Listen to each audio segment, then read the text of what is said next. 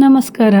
ನಾಗದೇವರಿಗೆ ನಮಸ್ಕರಿಸುತ್ತಾ ಇವತ್ತು ನಾಗರ ಪಂಚಮಿ ಪ್ರಯುಕ್ತ ರವೆ ಹಾಲ್ಬಾಯಿ ಮಾಡುವ ಅಂತ. ರವೆಯನ್ನು 1 ಕಪ್ ರವೆಯನ್ನು ಮೊದಲು ಹುರ್ಕೊಳ್ಬೇಕು, ಅದು ಘಮ ಘಮ ಪರಿಮಳ ಬರುವ ಹಾಗೆ. ಆಮೇಲೆ ಬಾಣಲೆಗೆ, ದಪ್ಪ ತಳದ ಬಾಣಲೆಗೆ 1/4 ಲೋಟ ನೀರು ಹಾಕಿ 1 ಕಪ್ ಆಗುವಷ್ಟು ಬೆಲ್ಲನ ಹಾಕಬೇಕು.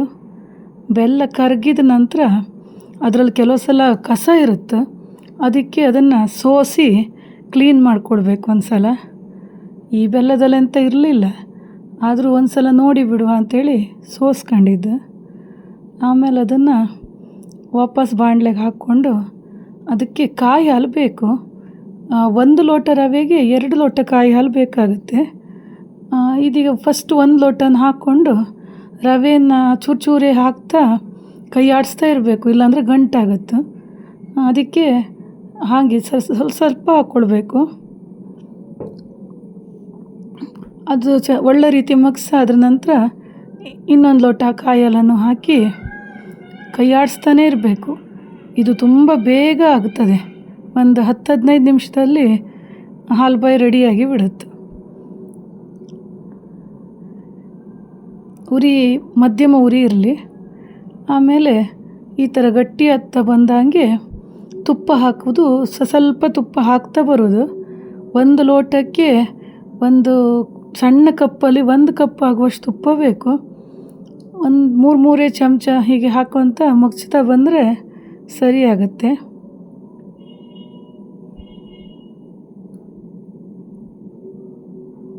ತುಂಬ ರುಚಿಯಾಗಿರುತ್ತೆ. ಅಕ್ಕಿ ಹಾಲ್ಬಾಯಿಯೂ ಮಾಡ್ತಾರೆ, ಹಿಂದಿನ ಕಾಲದಲ್ಲೆಲ್ಲ ಅಕ್ಕಿ ಹಾಲ್ಬಾಯಿ ಮಾಡ್ತಿದ್ರು.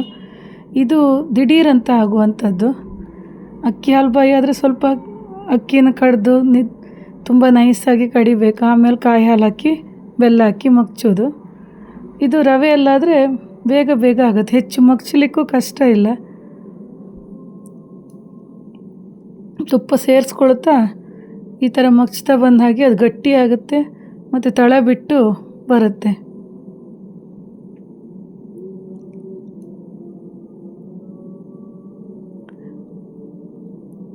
ಒಂದೊಂದು ಕಡೆ ಒಂದೊಂದು ಸ್ಪೆಷಲ್.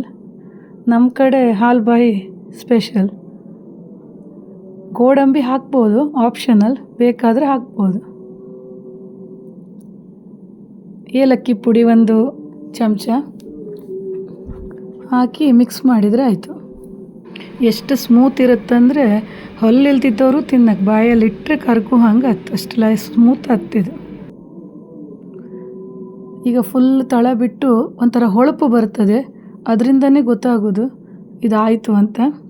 ಆಮೇಲೆ ತುಪ್ಪ ಹಚ್ಚಿದ ಬಾಳೆ ಎಲೆ ಮೇಲೆ ಇದನ್ನು ಹಾಕಿ ಸಮತಟ್ಟು ಮಾಡಿ ಬೇಕಾದ ಶೇಪಿಗೆ ಕಟ್ ಮಾಡಿದರೆ ಆಯಿತು. ಫುಲ್ ತಣ್ಣಂಗಾದ್ರ ಮೇಲೆ ಪೀಸ್ಗಳನ್ನು ತೆಗಿಬೇಕು. ನಾನು ಅಲಂಕಾರಕ್ಕೆ ಒಂದೊಂದು ಗೋಡಂಬಿ ಇಟ್ಟೆ, ಬೇಕಂತ ಇಲ್ಲ, ಬೇಕಾದವ್ರು ಇಡ್ಬೋದು.